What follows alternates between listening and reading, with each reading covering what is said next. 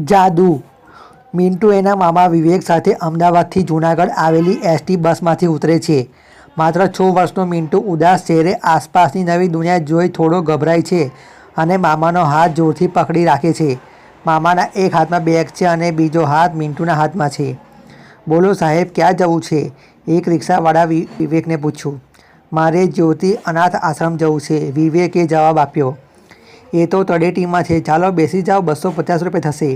અરે ભાઈ, અહીંથી 7 કિલોમીટર દૂર છે, એના 250 રૂપિયા ના થાય? વ્યાજબી બોલો, નહીં તો બીજાને પૂછું.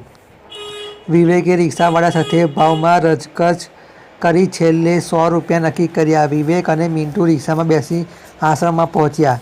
સવારનો સમય હતો. આશ્રમમાં સ્કૂલ પણ હતી. પ્રાર્થના ચાલતી હતી. પ્યુને વિવેક અને મિન્ટુને ઓફિસની બહાર બેસાડ્યા અને કહ્યું, થોડા સમયમાં સાહેબ આવશે, પછી મળી લેજો. મિન્ટુ આસપાસ નજર ફેરવી જોતો રહ્યો. એ 6 વર્ષનો હતો પણ સમજતો હતો કે હવે એને અહીં એકલા રહેવાનું છે.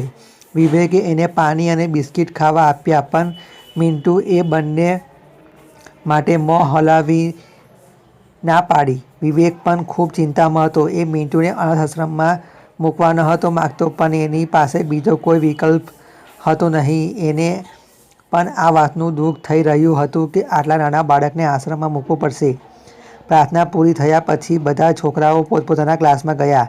આશ્રમના માલિક અને સંચાલક વિનોદભાઈ ઓફિસમાં આવી રહ્યા હતા એટલે મિન્ટુ અને વિવેકને જોઈ અંદર બોલાવ્યા. વિનોદભાઈએ વિવેક અને મિન્ટુને બેસવા કહ્યું.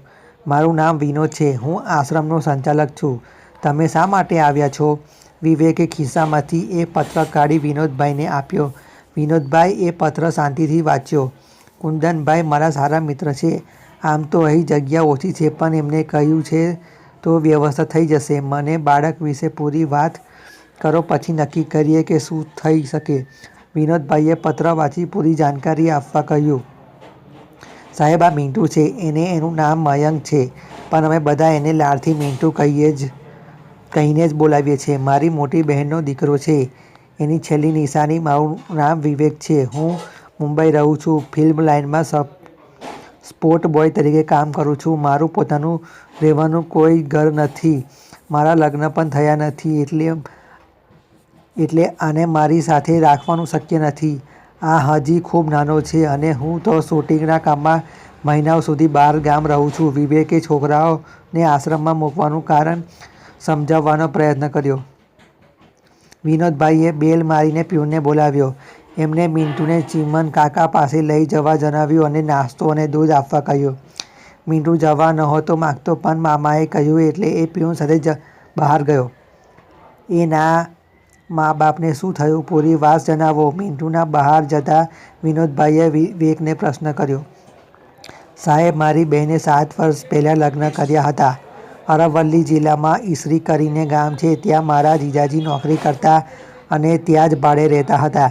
પૈસા ખૂબ નહોતા પણ બંને સુખીથી રહેતા હતા. લગ્નના બીજા જ વર્ષે મિન્ટુનો જન્મ થયો. જીજાજીએ એમના ઘરવાળાઓની ઈચ્છા વિરુદ્ધ જઈને મારી બહેન સાથે લગ્ન કર્યા હતા એટલે જીજાજીના પરિવારે એમની સાથે સંબંધો તોડી નાખ્યા હતા. અમારા મા બાપ તો અમે નાના હતા ત્યારે જ ગુજરી ગયા હતા. અમે ભાઈ બહેન એકબીજાનો આશરો હતા. હું પૈસા કમાવા મુંબઈ જતો રહ્યો. વર્ષે એકાદ વાર બહેનને મળવા આવતો. મારી બહેન ગામમાં આંગણવાડીમાં કામ કરતી. મારા જીજાજી ખૂબ સારા હતા. મારી બહેનને ખૂબ પ્રેમ કરતા અને એની કાળજી રાખતા. 3 વર્ષ પહેલાં બાઇક અકસ્માતમાં એમનું મૃત્યુ થયું. મારી બહેનનું નસીબ જ ખરાબ હતું. જો મિન્ટુ ના હોત તો એને પણ એનું જીવન ટૂંકાવ્યું હોત. એ મિન્ટુ માટે જીવતી હતી. 2 મહિના પહેલાં હું એને મળવા ગામ ગયો હતો ત્યારે ખબર પડી કે ગામથી એક બસ ચારધામ યાત્રાએ જાય છે. 15 દિવસની વાત હતી. મારી બહેનની ઈચ્છા હતી પણ એ મિન્ટુના કારણે જવાની ના પાડતી હતી. મેં એને સમજાવીને કે હું મિન્ટુને મુંબઈ લઈ જઈશ અને 15 દિવસ મારી સાથે રાખીશ. ફિલ્મી દુનિયા જોશે, મુંબઈ ફરશે, ત્યાં સુધી તું યાત્રા કરી આવ. મારા જીજાજી અને બહેને મિન્ટુના જન્મ પહેલાં માનતા રાખી હતી કે જો છોકરો આવશે તો એ કેદારનાથના દર્શને જશે અને છોકરી આવશે તો મા વૈષ્ણવદેવીના દર્શને જશે. બાધા પૂરી કરવાની બાકી હતી એટલે મારી બહેન તૈયાર થઈ ગઈ. એ યાત્રાએ ગઈ અને હું અને મિન્ટુ મુંબઈ ગયા. 10 દિવસ પછી સમાચાર આવ્યા કે અમારા ગામની એ બસ પહાડોમાં પથ્થર ઘસવાના કારણે ખાડીમાં પડી ગઈ અને બધા 40 જણ નદીમાં ડૂબી ગયા અને કોઈની લાશ સુદ્ધા મળી નહીં. આખું ગામ દુઃખી હતું. હું મિન્ટુને લઈને એના દાદા પાસે ગયો પણ એમને મિન્ટુનો સ્વીકાર કરવાની ના પાડી. સમજાતું ન હતું કે શું કરવાનું. ત્યાં ગામના મુખી એ મને કુંદનભાઈ પાસે મોકલ્યો અને એમને મને અહીં આવવા કહ્યું. સાહેબ, મારી પરિસ્થિતિ સારી થશે એટલે હું એને અહીંથી લઈ જઈશ. ત્યાં સુધી એને સાચવી લો. વિનોદભાઈએ વિવેકની વાત શાંતિથી સાંભળી.